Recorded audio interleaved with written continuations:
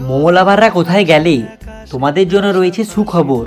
Hello বন্ধুরা, আজ আবার আমি চলে এসেছিলাম অঞ্জনদার দোকানে। শুনছিলাম মেদিনীপুরের এখন সেরা মোমো অঞ্জনদার দোকানেই নাকি পাওয়া যাচ্ছে। হ্যাঁ বন্ধুরা, ঠিকই শুনেছো। তাই দেরি না করে দোকানে ঢুকেই দেখলাম গরম গরম স্টিম মোমো। ব্যাস, দেখেই আমি 1 প্লেট অর্ডার দিয়ে দিলাম।